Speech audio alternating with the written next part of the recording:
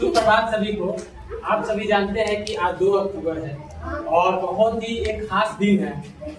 तो जैसे कि हम लोग एक विद्यालय में अभी उपस्थित हैं, तो इस तरीके से आप सभी को पता है कि आज 2 अक्टूबर के दिन सब लोग जानते हैं कि गांधी जयंती मनाते हैं, सभी जानते हैं। लेकिन इसमें थोड़ी सी हम लोगों से भूल हो जाती है कि हम लोग लाल बहादुर शास्त्री जी को थोड़ा सा इग्नोर करते हैं। हालांकि सब जगह सब लोग नहीं करते हैं, तो इस चीज को पर्सनली नहीं लेना है कि हम नहीं करते हैं।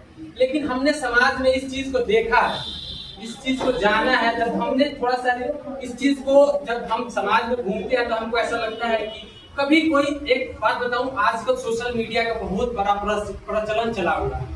तो जब भी लोग स्टेटस लगाते हैं तो लाल बहादुर शास्त्री जी को वहाँ देखा जाता है कि उनको ज्यादातर लोग इग्नोर कर देते हैं। तो इस चीज को मद्देनजर रखते हुए हम लोग एक विद्यालय में हम आए हुए हैं और आप सबकी एक गाइड के रूप में हम आप लोग के बीच कुछ उनके बारे में बताना चाहते हैं।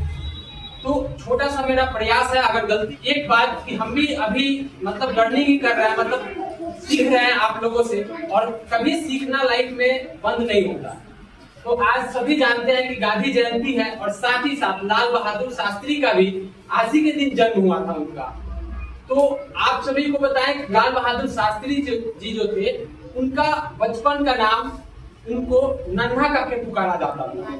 नन्हा क्यों नन्हा कहा जाता था, कोई जानता है इसमें? नहीं जानते। वही गांधी जी के बारे में होता तो जरूर कोई जानते होते।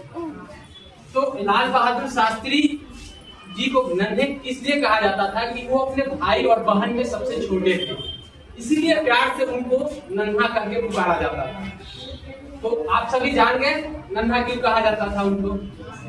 तो अभी हम लाल बहादुर शास्त्री के थोड़ा सा परिचय जानेंगे, उनके बारे में जानेंगे। तो आप सभी जान ही गए कि 2 अक्टूबर को उनका जन्म हुआ था।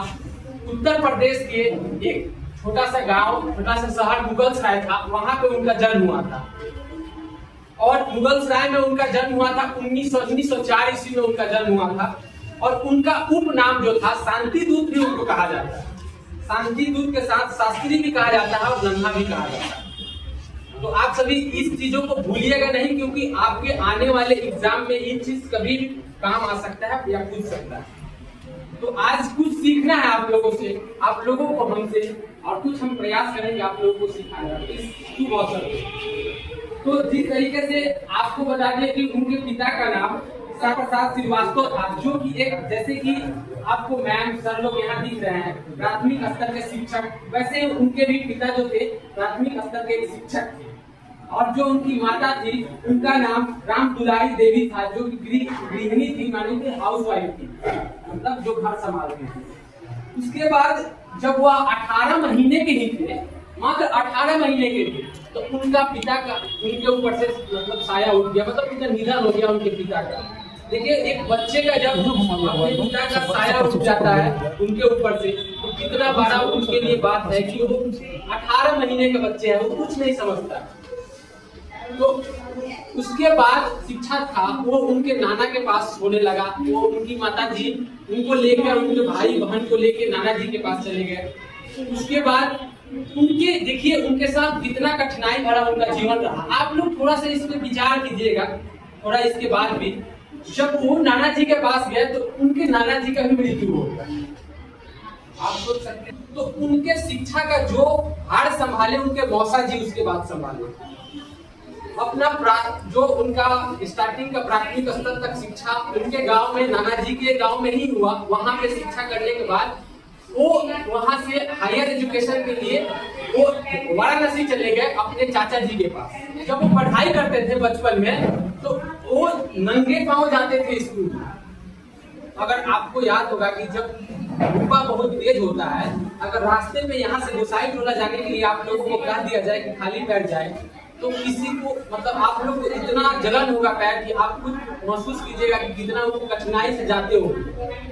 और जब हम पढ़ने जाते थे तो नदी को पार करके जाते थे, और उनके पास पैसा नहीं होता था कि वो नाव वाले को पैसा दे 2 रुपए और वो नदी को उस नाव से पार करके फट जाए।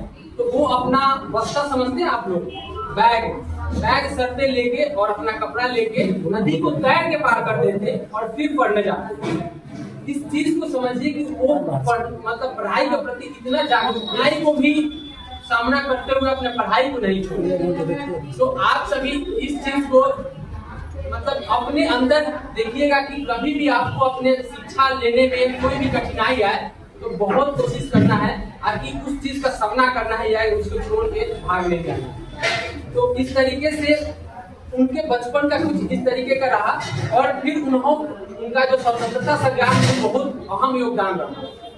उसके बाद 1994 में वो देश का, अपने भारत देश का दूसरा प्रधानमंत्री थे और प्रधानमंत्री जब बने तो उसके 1 साल बाद ही भारत और पाकिस्तान का युद्ध हो गया और इतना बड़ा संकट आया कि उस समय अन्न का भी जो महामारी था, देश ने ऐसा उनको लगा कि हमारे आने वाले में, क्योंकि हम लोग का जो अनाज था सब चीज प्रभावित हो जाता है। जब भी कोई युद्ध होता है तो हर चीज प्रभावित हो जाता है।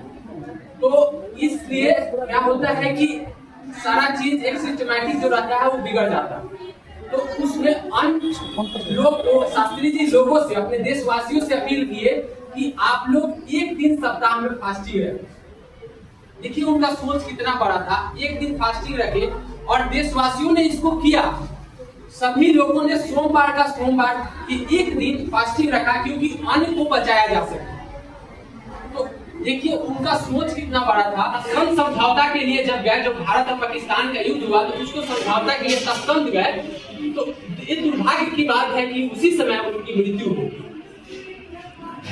तो ये उनका कुछ जीवन परिचय है और उनसे कुछ चीजें सीखने को आपको ये भी मिलता है कि जब बचपन में वो अपने दोस्तों के साथ एक बागवानी में गए, आप सभी जानते हैं कि एक माली फूल को कितने अच्छे तरीके से सजा के रखता है। अगर उसे कोई तोड़ेगा तो किसी माली को कितना दुख पहुंचेगा।